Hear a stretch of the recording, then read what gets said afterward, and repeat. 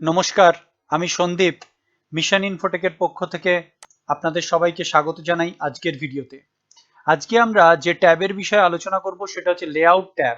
এই লেআউট ট্যাবের ভেতরে আমরা মূলত আজকে শিখব পেজ সেটআপ।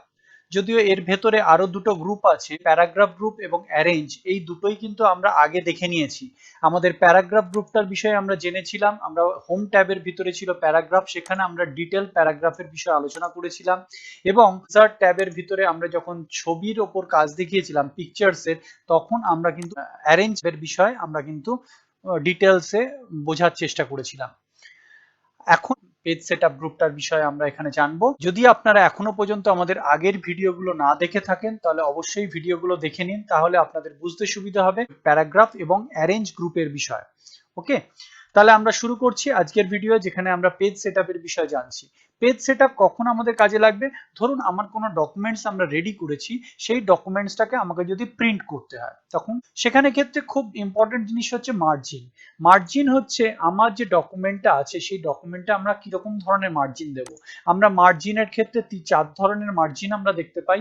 একটা হচ্ছে লেফট মার্জিন, একটা রাইট মার্জিন, ওপর দিক থেকে কতটা ছাড় দেবো যেটাকে আমরা বলবো টপ মার্জিন, এবং একটা পেজের তলার দিক থেকে কতটা ছাড় দেবো যেটাকে বলা হচ্ছে বটম মার্জিন।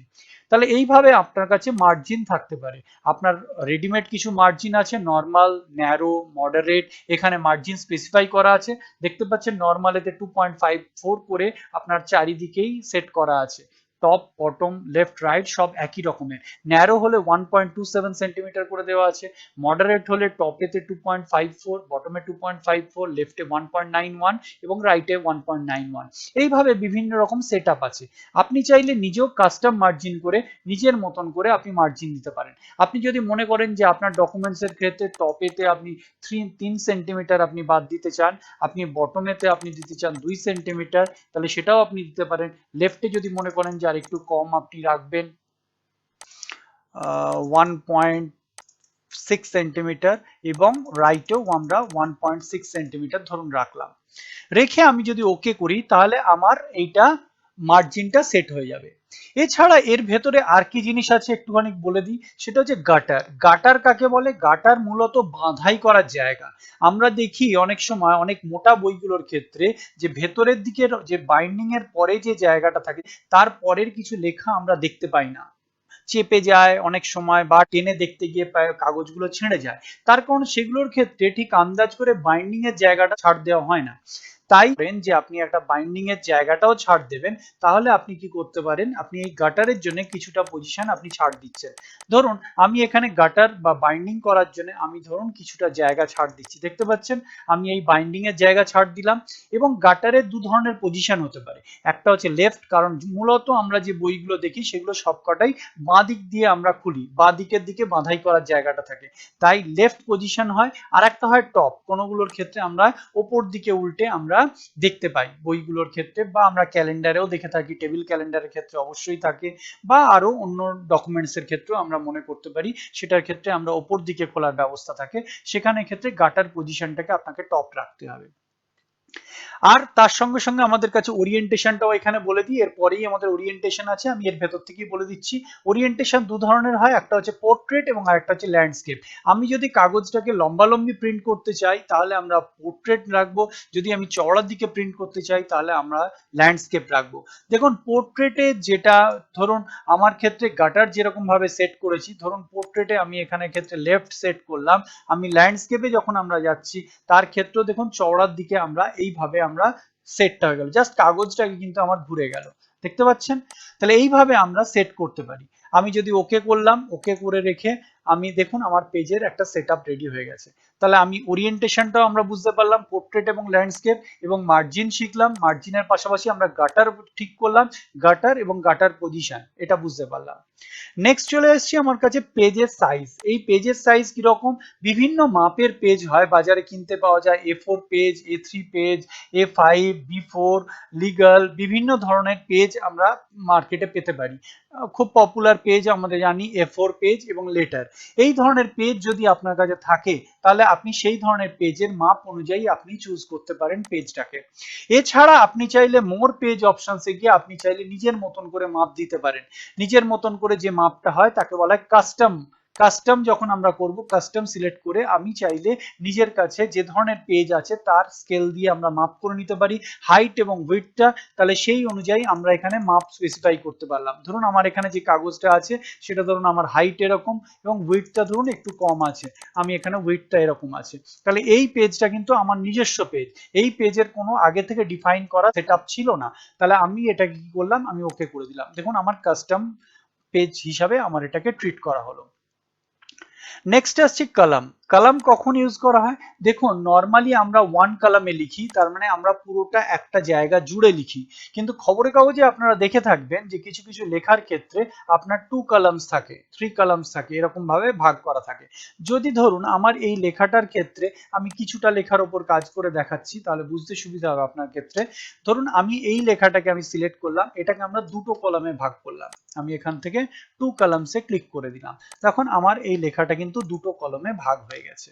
আমি চাইলে থ্রি কলামস নিতে পারতাম, ফোর কলামস নিতে পারতাম, আপনার প্রয়োজন মতো। যদি মনে করতাম রাইট অপশনসটা নিতাম, তাহলে কিভাবে আসতো দেখুন, আমি রাইট করলাম, দেখুন একদিক ছোট একদিক বড় এরকম ভাবে আমার কাছে আসছে। আমি নর্মালি 2 তে রাখলাম এবং আমি মোর কলামস অপশনসে গিয়ে আপনাদের দেখাচ্ছি বাকি কি করতে পারি।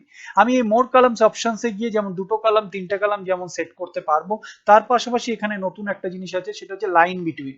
লাইন বিটুইন করা থাকলে কি হবে, দুটো কলামের মাঝখানে একটা দাগ আসবে।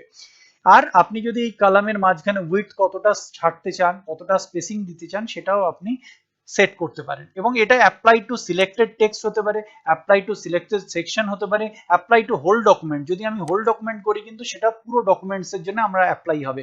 আমরা যেহেতু সিলেক্টেড টেক্সটের ওপর করছি, তাই আমরা সিলেক্টেড টেক্সট রেখে ওকে করলাম। দেখুন আমার এই লেখার মাঝখানে একটা লাইন চলে এসছে। ওকে, তারপর আমরা আসছি ব্রেকস। এই ব্রেকটা খুব ইম্পর্টেন্ট। ব্রেকের ভেতরে আমরা পেজ ব্রেকটা আমরা আগেই জেনেছি, পেজ ব্রেকটা আমরা ইনসার্টের ভেতরে, পেজেস এর ভেতরে আমরা কিন্তু জেনেছিলাম পেজ ব্রেকটা। তো তাও আমি আরেকবার বলে দেওয়ার চেষ্টা করছি যে এখানে গিয়ে আমরা পেজ ব্রেকটা কখন করব, যখন কোনো একটা লেখা আছে আমি চাইছি সেই লেখাটা পরের পেজে চলে যাক। ধরুন আমি এখান থেকে কার্সারটাকে এখানে রেখে আমি চাই 2 নাম্বার পেজে আছে, তো এই পেজটাকে আমরা পরের পেজে আমি পাঠাতে চাইছি 3 নাম্বার পেজে। তখন আমরা কি করলাম, পেজে ক্লিক করলাম, পেজ ব্রেক।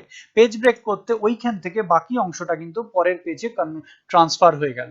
তাহলে এটা হচ্ছে পেজ ব্রেক। তারপর আমরা আসছি column break.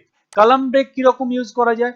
Column break, section break, continuous break কিরকম ভাবে কাজ করে আমরা একটুখানি বোঝার চেষ্টা করছি। কলাম ব্রেক লেখা লিখতে চাই, দেখুন আমরা এখানে লেখা লিখছি, আমার এখানেই কিন্তু লেখা লেখা হচ্ছে। কিন্তু আমি যদি মনে করি যে আমার লেখাটাকে আমি পরের এই কলামে আমি ট্রান্সফার করে লিখতে চাই, এইখানে আমি লেখাটা লিখতে চাই, তখন আমরা কি করব, আমরা ব্রেকে গিয়ে আমরা কি করব, কলাম ব্রেকে ক্লিক করব। কলাম ব্রেকে ক্লিক করলেই দেখুন কার্সারটা আপনার এখানে চলে এসছে। এবার আপনি এখানে গিয়ে আপনার যে কোনো বক্তব্য থাকলে আপনি সেটা এখানে গিয়ে লিখতে পারবেন। এটা হচ্ছে কলাম ব্রেক। কলাম ব্রেকে আমরা দেখতে পেলাম। এছাড়া আপনি চাইলে নেক্সট পেজে পাঠাতে পারেন, আপনি কন্টিনিউয়াস ব্রেক করতে পারেন। আর কন্টিনিউয়াস ব্রেকটা আমি একটু দেখিয়ে দিচ্ছি। আমি কার্সারে এখানে যখন আমরা লিখছি, ধরুন আমি এখানে লিখছি, লিখতে থাকলে কি হবে, এই কলামটাই বাড়তে থাকলো। কিন্তু এটাকে আমরা যদি কন্টিনিউয়াস ব্রেকে করি তাহলে কি করব, আমি এটাকে কন্টিনিউয়াস ব্রেকে করলাম, দেখুন কার্সারটা আপনার নর্মাল এই পজিশনে চলে এসছে। এখানে আসার পর আমি কলামটাকে কি করলাম, আমি ওয়ান কলামে কনভার্ট করে নিলাম। ওয়ান কলামে কনভার্ট করে আমি যদি এখানে কোনো লেখা লিখতে চাই, তাহলে দেখুন আমার লেখাটা কিন্তু সমানভাবে লেখা হচ্ছে। ওয়ান কলামে এখন লেখা হচ্ছে, এখন আর টু কলামে লেখা হচ্ছে না। তাহলে কন্টিনিউয়াস ব্রেক করলে কিন্তু কন্টিনিউইটি বজায় থাকার জন্য আমরা এটা ইউজ করব। তাহলে এটা হচ্ছে কন্টিনিউয়াস ব্রেক। এছাড়া আপনাদের দেখতে পারেন পেজ এবং অড পেজের উপরে ইভেন পেজ মানে জানেন, যেটা হচ্ছে জোড়া জোড়া পেজ। ধরুন 2 এর পরে 4 নাম্বার পেজে যাবে, 4 এর পর 6 নাম্বার পেজ, এগুলোকে আমরা বলি ইভেন পেজ। এবং odd page 1 number page, 3 number page, 5 number page, এগুলোকে আমরা বলি অড পেজ। তাহলে এগুলোকে আপনি প্রয়োজন মতন আপনি যদি মনে করেন যে আপনি সেইভাবে ট্রান্সফার করতে চান ব্রেক করে করে, তাহলে সেটাও করতে পারেন। ধরুন আমি অড পেজ করলাম, তো অড পেজ করতে দেখুন এটা আমার 3 নাম্বার পেজে এসছে। আমি যদি কোনো টেক্সটকে যদি মনে করতাম যে এখান থেকে রেখে আমি এটাকে ইভেন পেজে কনভার্ট করব, পাঠাতে চাই, তাহলে আমরা কি করব, আমরা ইভেন পেজে ক্লিক করলাম। দেখুন ইভেন পেজে এটা 4 নাম্বার পেজ হিসাবে আমার কাছে এসছে। তাহলে এইভাবে ইভেন পেজ অড পেজ করেও আমরা ব্রেকগুলোকে আমরা কন্টিনিউ করতে পারতাম। টেক্সট র্যাপিংটা আমরা আগেই দেখেছি।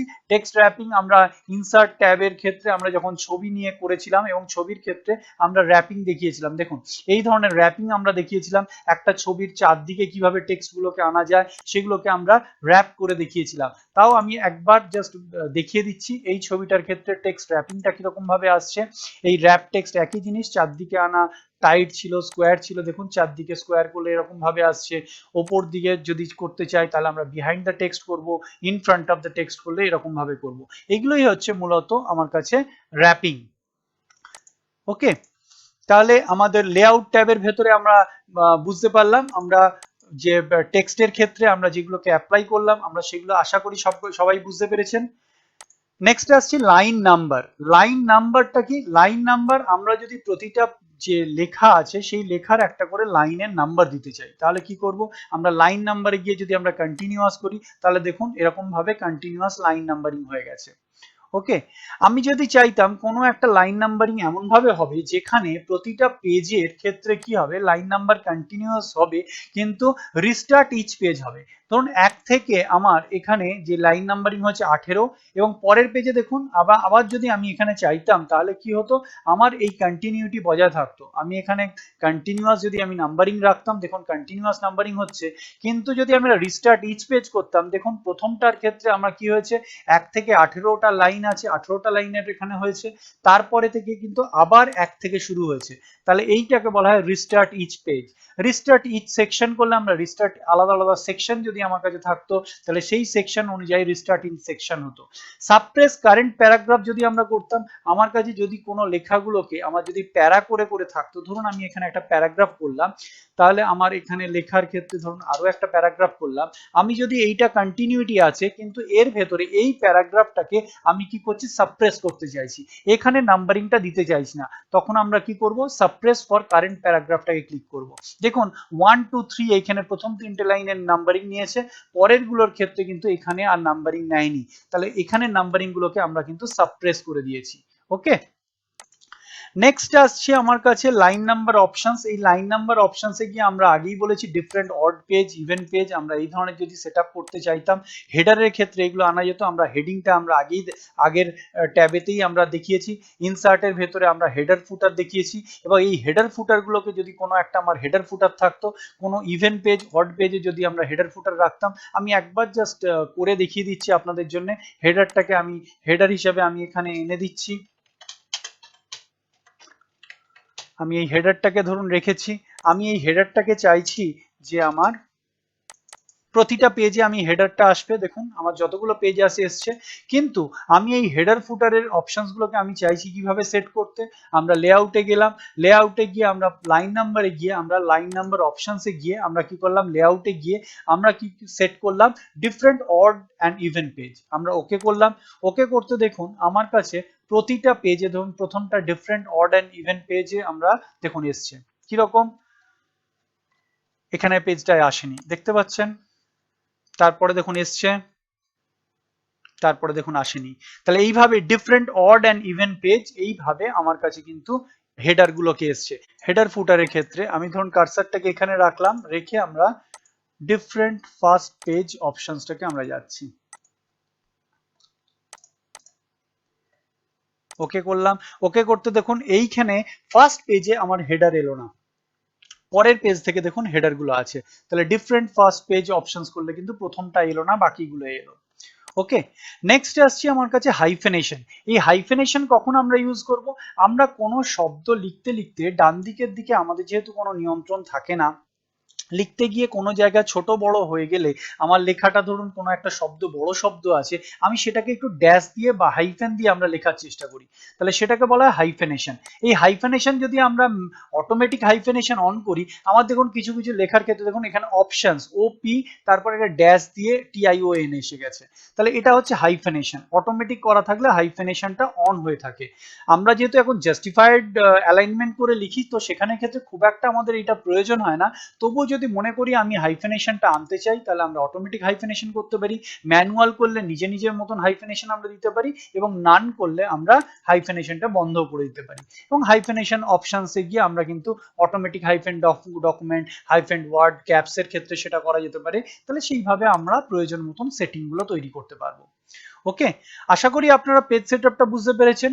যদি পেজ সেটআপটা বুঝে গিয়ে থাকেন এবং আপনাদের যদি ভালো লেগে থাকে, তাহলে অবশ্যই আমাদের চ্যানেলটিকে সাবস্ক্রাইব করে নিন, লাইক, কমেন্ট এবং শেয়ার করুন, এবং লেটেস্ট ভিডিও দেখার জন্য কিন্তু বেল আইকনটা আপনাদের বাজিয়ে রাখতে হবে, যাতে আপনারা নোটিফিকেশন হিসেবে লেটেস্ট ভিডিওর আপডেট পেতে পারেন। ওকে, সবাই সুস্থ থাকবেন, ভালো থাকবেন, ধন্যবাদ।